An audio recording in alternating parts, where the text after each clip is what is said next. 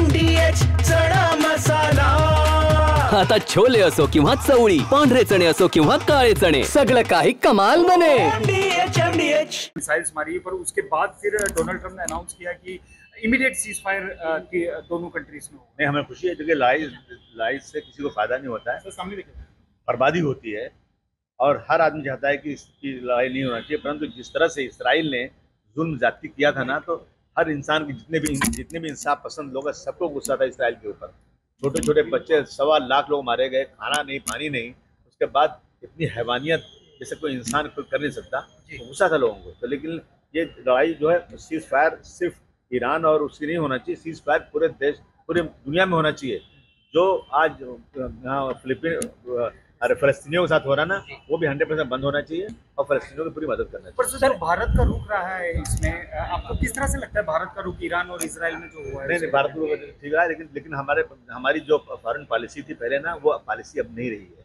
बार बार वाजपेयी जी ने चिल्ला कर कहा था कि फलस्तीन को, इसराइल को खाली करना पड़ेगा। उन्होंने नहीं, जवाहरलाल नेहरू थे, इंदिरा गांधी थी, सभी हमारी पॉलिसी जो थी, हम लोग सब फलस्तीन के साथ थे, क्योंकि फलस्तीन जो है फलस्तीनियों की जमीन पर इसराइल आके बस गया था, और अब जिन्होंने बसाया उनको निकालने की कोशिश हो रही थी। जी सर, आपने जिक्र किया तो कल इमरजेंसी को 50 साल होने वाले हैं। कल उसको लेकर भाजपा एक अवेयरनेस कैंपेन और जितने भी डॉक्यूमेंट हैं वो म्यूजियम में रखने की बातें कर रही है। कैसे देखते हैं, आपको क्या जहन में आता है इस इमरजेंसी की बात? अगर देखिए, ऐसा मैं इसको कुछ टिप्पणी नहीं करना चाहता हूँ। जो समय था, जो हुआ था, क्या जो अपोजिशन में लोग करते हैं, तो जो कुछ पहले हुआ है कांग्रेस ने किया, उसका अपोजिट तो कर रहे हैं। क्या है, एक काम को अच्छा तो बताते नहीं वो लोग। वो सब जितना भी कांग्रेस जमाने में हुआ, सब काम खराब हुआ, इनके जमाने सब अच्छा हो रहा है। फॉरेन पॉलिसी की आपने बात कही सर, जिस प्रकार से हिंदी लैंग्वेज पॉलिसी की बात करें, जिस प्रकार सरकार, केंद्र सरकार की लैंग्वेज पॉलिसी की बात करें, वहीं महाराष्ट्र में हिंदी लैंग्वेज को लेकर विरोध चल रहा है सर। जब सरकार ने जीआर निकाल दिया कि 3 लैंग्वेज लाजिम है, तो पहले मराठी होगी, मराठी यहाँ की भाषा है, फिर इंग्लिश हो गई। इंग्लिश आज हमारे लोग तो गुलाम है ना, अंग्रेजी के पीछे भागते जा रहे हैं, चलो अंग्रेजी होगी। अब तीसरी भाषा कौन सी हो सकती है? मैं बार बार कह रहा हूँ एक बार कि तीसरी भाषा देश में और कौन सी है? क्या गुजराती लाएंगे यहाँ पे? तीसरी भाषा हिंदी है।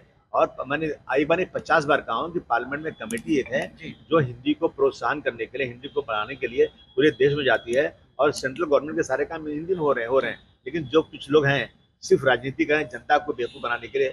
मराठी तो है ना, कौन नहीं कह रहा है मराठी तो चली रही है।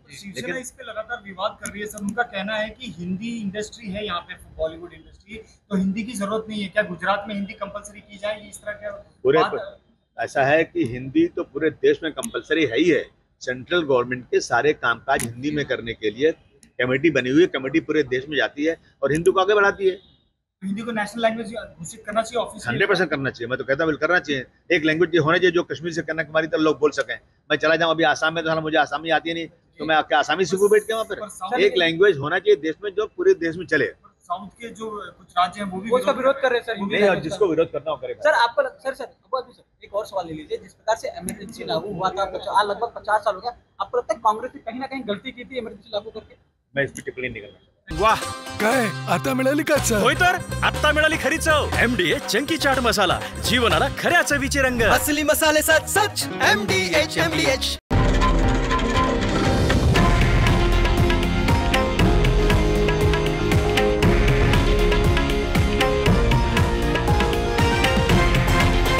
हे आहे देशातील नंबर 1 न्यूज नेटवर्क आणि आपण पाहत आहात TV9 मराठी, एकमेव।